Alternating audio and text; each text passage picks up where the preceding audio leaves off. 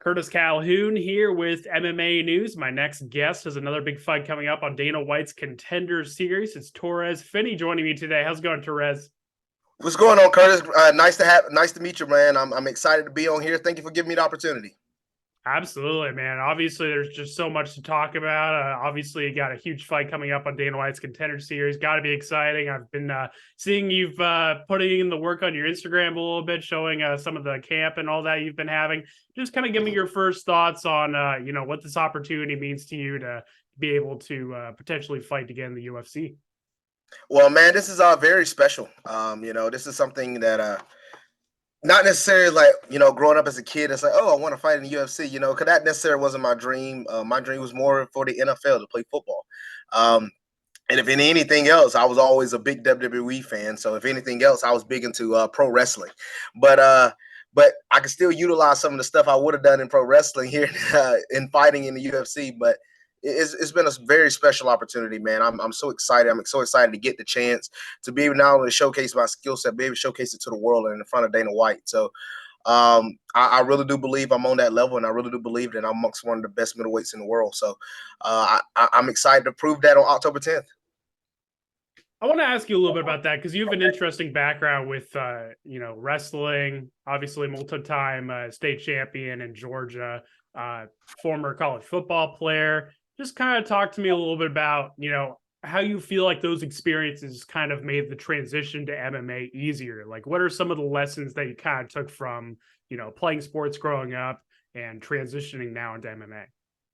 Well, I would say a lot of the things is, a part of the hard work. You got the hard work and also like the pushing through certain things and the cutting weight and being able to take certain hits on impact. A lot of people, have to learn how to take a punch or they got to learn how to take certain things. But once you start out, yeah, some of it is like, man, I don't know if I can take that. But I played like one of the most brutal positions. I play fullback and I play defensive line. So I'm getting contact on every single play. If I'm not getting contact, that means I'm doing something wrong myself. So I'm getting contact on every single play. So me transitioning from this to straight to MMA, it felt like, I felt like it was pretty easy. Also, along with me wrestling, I've wrestled since I was in seventh grade. So I've been wrestling for a very long time. And to be able to have that background going into the sport is really beneficial. And man, I'm so blessed, man. I'm really am. Yeah, a lot of MMA fighters and prospects and all that, they have that strong wrestling base, right? That's really common, especially nowadays in the sport. Like, talk to me a little bit about how you first got into wrestling. Like, how did all this come about and kind of the path you've been on? Well, man, when I got into wrestling, it was funny. In seventh grade, I had tried out for the basketball team and I didn't make it. But all my friends and my cousins, they were making a basketball team, man, and they had a second sport. We all played football together. We always hung out, but instead of getting on the bus and going back home and going to grandma's house, a lot of us wanted to continue to play more sports. So they were more skilled to be able to keep playing basketball. For me, I couldn't do it. So they made an announcement and said, hey, we have the wrestling. Anybody want to be a part of the wrestling team? Come on out. And me going in, I'm not gonna lie, I'm thinking, when I heard wrestling, only thing you think of, especially as a kid, you're thinking of pro wrestling, Yeah. WWE, and of that sort. So I'm going, and the first thing the coach was like, all right, I know a lot of y'all young, and I know this is a lot of y'all first time. This is not WWE pro wrestling. And he said, if you think it is, if you don't want to do it, step up and get up now. And I'm not gonna lie to you, I actually was about to get up and get out. I was like, dang, this is not what I was expecting. But man, I'm glad I sat right there in that desk and took the opportunity to get on the wrestling team. And yes, I've been on that team ever since. I've had a lot of success ever since middle school, and been blessed. And I was able to wrestle in college at UTC. I got hurt, but after that injury, I had just earned a scholarship in football, so I was trying to do both, but the scholarship was given to me in football, so I just committed to that. And then when did MMA kind of come on your radar at all? Like, was this something that you kind of thought about in college or after your college football career and all that? Was that something that kind of just popped up, or how did you first get into it? Well, it popped up right before COVID. I had started boxing. And one of the guys at the gym was like, "Man, you should come over to this gym called the Gogi, man. It was a BJJ gym. They also did Muay Thai, and it was like, man, I think you really benefit from trying out MMA." And I said, I'll see. You know, I was already boxing, you know, getting punched in the face then. So I said, all right, I'll try it out. So I went and tried it out, man. I did. And I fell in love with it instantly, man. I was like, you know what? I like this. But I was still playing football at the time. But then COVID hit and we didn't know who was going to have a football season. So when we was coming back during the COVID times, they were making us, we had to stay in our dorms for 2 weeks before we were allowed to practice. Now, granted, I didn't follow the rules. I was sneaking out of my dorm to go to MMA and BJJ practice every single day.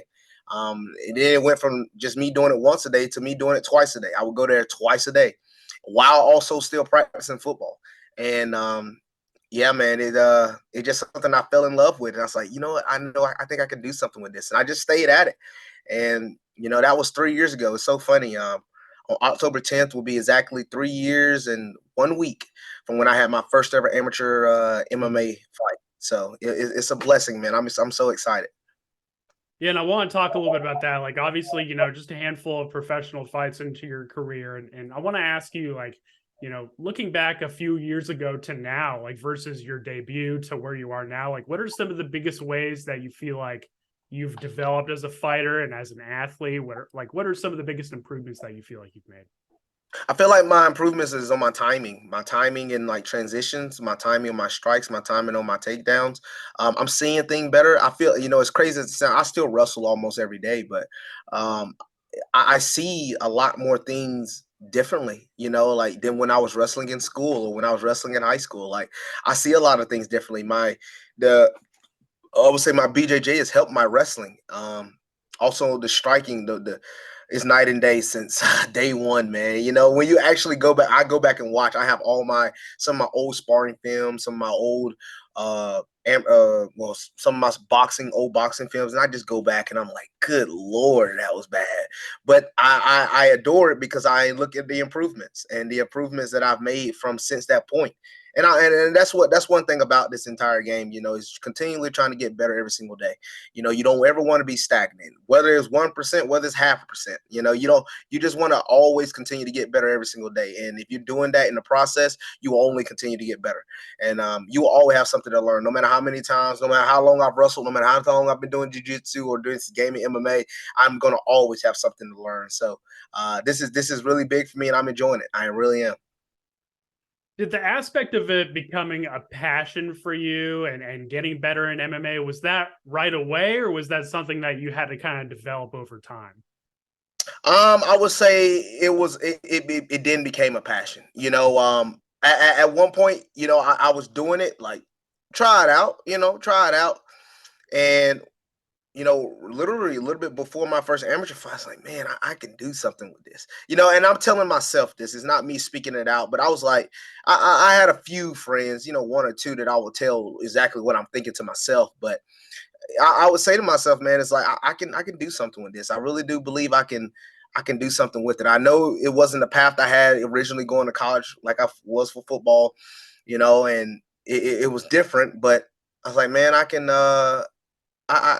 make this work for me, man. I can make this work, and I just been so blessed, you know, to get a Contender Series call in, you know, year 3 of this entire thing. You know, it's not like me year 3 as a pro; it's year 3 as me as fight MMA entirely, and I just think this has just been a blessing, and there's a part of, you know, hard work and dedication. You know, I've been working hard every single day. I train every single day. Um, you know, I don't even work a job. I live here at the gym and I just train full time. So I've been training full time for a very long time, going on, well, exactly 2 years now. So like, you know, when you're training all the time, you're going to make those leaps and bounds and improvements. So that's what makes me what I am. I feel like, and, you know, just being blessed to continue to get better and have that dedication and heart. And one big step to getting better and improving is, you know, I saw in another interview you did that you did a little bit of cross training with TJ Dillashaw and TJ Dillashaw's team. Obviously, as a prospector like yourself, that had to be an invaluable experience. Tell me a little bit about that. Like, what are some of the biggest things you learned from TJ that you can tell us in terms of being a professional and getting better and all that? Well, TJ, he's a really cool guy, man. He came up here to Chattanooga. One of my sponsors knows him really well. They doing some business together. So he came up here. We hung out for a whole week and talked. He gave me some really good tips, a lot of good details and tips. He'll actually be there at my Contender Series fight as well. Hmm. We've talked. We text. He texted me actually before my last fight. Actually my last two fights, good luck. It's like, let's get this call, go get it. And he's been really helpful to me, man. And a lot of really good tips and a lot of big things that to expect in certain situations. And, we both were college wrestlers, we both were short predominantly for our weight class and, learn how to utilize certain things. So a lot of the things he teaches me, it's a lot of things he uses in his fights, a lot of really good tips. And I want to definitely be able to continue to learn from him, especially spend like a whole month, just pick his brain and his knowledge all the way through. But, it's been so far into fight camp. I literally left a fight camp and jumped right back into another one because I got the call the day after the fight. So not been much lay down time. So definitely when I get some time, especially after this fight, I definitely will, spend a very long time with him and continue to get better and pick his brain. In terms of like the mental aspect of the sport, like what are some of the biggest things that you feel like you've taken away from working with him? Obviously, I don't want to ask you about technical aspects because we'd get into your game plan and all that stuff. But in terms of just like mental preparation and just how you see the sport today, like what are some of the biggest things you've taken away from him? Well, basically, allowing yourself, you go into the fight and just be yourself. Sometimes a lot of people go into fights because of the stage. They're trying to try things out or do something different than what they've done before because of the stage. Oh, I got to excite Dana. Oh, I got to do this. You don't get out of your comfort zone. Go in there and do what you've been doing since day one. And exactly what I will do. I'm going to go in there and just handle my business. Because the first thing, you got to go in there and win. Obviously you want to impress Dana, but I really do believe with my skill set and my confidence that with my skill sets, that will be enough to impress Dana, and it will be enough to get the win. So I'm focusing is just winning the fight. I'm not. He's like, don't focus too much on it's Dana White or the stage or the opportunity. Yeah, I mean, yes, is it exciting? Yes, is it great to have? Yes, it is. But that's not my focus. My focus is going here and win the fight, and that's all that matters to me. Just winning the fight. Everything else will take care of itself. One thing from watching your past few fights that's really stood out to me specifically is the pace and the pressure that you put on your opponents, whether it's on the ground or on the feet. I mean, you're always moving. Do you feel like that style kind of plays to your advantage in a situation like this, where like you said, you're not trying to go out there and just impress Dana, but do you feel like your skill set and your approach kind of says it all in terms of what he could expect? Yes, I really do believe so. If I go out here, just go in here, smash this guy, try to get him out as soon as possible. Obviously you got to remember, along with the Contender Series fight, it is another really good prospect in front of you as well. So you can't just say, "Oh, I'm just going to go in here and pick him up, finish him in round one," which I would love to. I feel like I have the capabilities of doing that, but I also understand the capabilities of just in case it goes to decision and being ready for anything else he brings to the table. I definitely respect all of my opponents, regardless of who I fight. So I'm going to here respecting him, but I'm also going here understanding that I'm the better fighter, that I know I have the skill sets to get this guy out of here and get him out of there quick. But yes, I do believe with my pace and pressure, a lot of people, they look at me, they look at my size, they think, oh man, well, yes, I'm short, but too, I'm very compact. And they're like, oh, that can't keep going on long. But that's what surprises people is like, I have the cardio that can push it. I can go hard with a continuous pace for 3 rounds. And I don't think a lot of people can keep up with my strength and power for that long, let alone, 1 round. So I definitely think that would be a part of what Dana will see. It's like, okay, the guy can push it, and this guy got it, and I think it will be a really big detail to me finishing the fight. And you've talked a little bit in the past of some of the work you've gotten in with Sean Strickland. Obviously, going to ask you about him now, the new UFC middleweight champion. I mean, what is that like for you in terms of looking back on those sparring sessions to now and seeing him? He just pulled off one of the biggest upsets in UFC history. Now the title holder. I guess talk to me a little bit about what those sessions were like. Man. Look, going with Sean is so fun, but man, you better be ready to go. I enjoyed it, man. I really do. And it's funny. We just saw each other I was in Vegas to do the photo shoot. It was what are the odds? We both was at the same hospital. I had to do some medical for the UFC, and he was like, "Oh, his nickname for me is 500," so he calls me 500, and he's like, "What's up, 500?" And I got a chance to. We sat there and talked. We talked for about an hour. Talked about my opponent. Talked about what he's got going on and stuff. And we had me and my teammate Trevor Peak, who's also in the UFC. So we was all sitting there talking and. Yeah, man. Look, Sean's a cool guy. I like Sean. I know a lot of people. Sometimes a lot of people get a lot of backlash towards him, but he's a really cool guy, man. And he's just straightforward, which is the same thing with me, man. I'm not a sugarcoat type guy.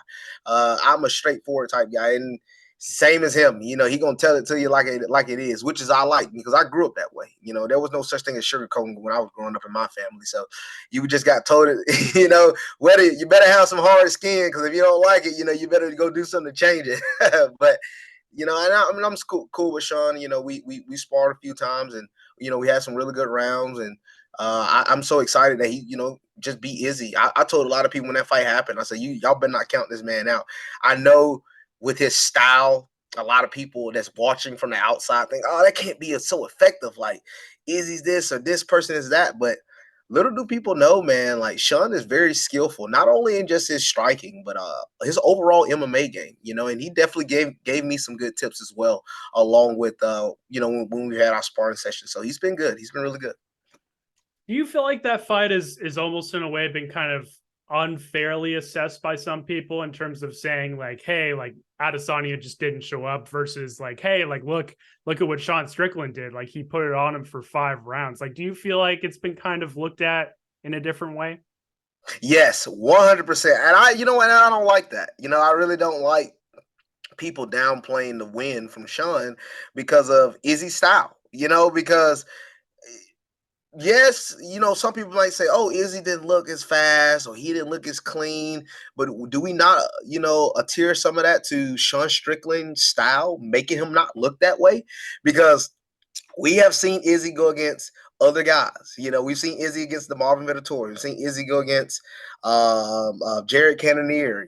Obviously, I know that he just knocked out Alex Pereira and that source. But I'm talking about the fights where guys going in, you're like, okay, these guys really can't beat Izzy, but it's going to be an interesting fight. And Izzy does what he always does, compared to, and this was another one of those opponents. I felt like people gave Robert Whittaker a chance, people gave Paulo Costa a chance, and people gave obviously Alex Pereira a chance. But you got some of the guys like I just named, Vettori, Cannonier, Bronson, they didn't give some of those guys really a chance against Izzy. And I think they put Sean Strickland in that same category.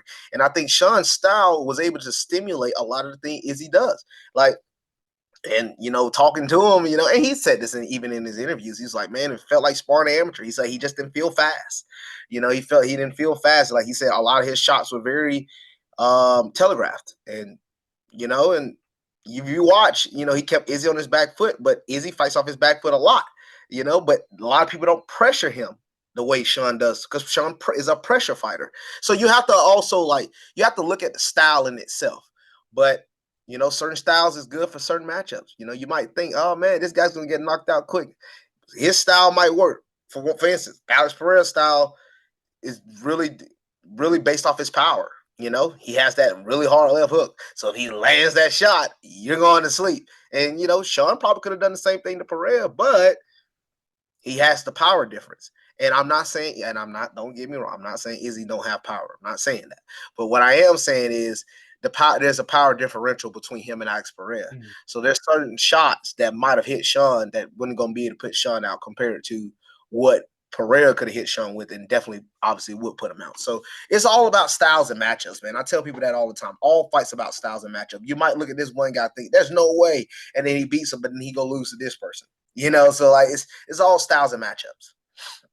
Absolutely, man. And before we wrap things up here, once again, I really do appreciate the time. It's great to meet you, great to chat with you. And I have a feeling this will probably be the first of many interviews in the future, man. I want to give you kind of the platform to tell, UFC fans that may or may not have seen your fight so far, like what can they expect when you get in the octagon for your Dana White's Contender Series fight? Like what do you want UFC fans to know about you? I would like for them to know that you're going to get a punishing, smashing, come forward fighter that will never quit. You know, I got the heart, I got the mindset, and I'm never going to quit. I'm never going to give up on anybody, you know, especially myself in the cage. And, you know, expect, you know, some big takedowns, some vicious ground and pound, and, really good mic work, because that's the way I feel like it's going to go, man. I really do. And I'm excited. I'm ready to go, ready to fight, man. I'm really ready to fight. You know, I know it's 3 weeks away, but I'm ready to get in there, man. Especially after just going and doing that photo shoot in Vegas. You know, all that video work and stuff. So I'm ready to fight. I'm ready to go. Well, I appreciate the time, man. All the best with these next few weeks, and I'm sure we'll chat again soon, man. And best of luck, and I can't wait to see you fight, and I'm sure we'll chat again soon, man. Thank you so much. Yes, sir. Thank you, Curtis.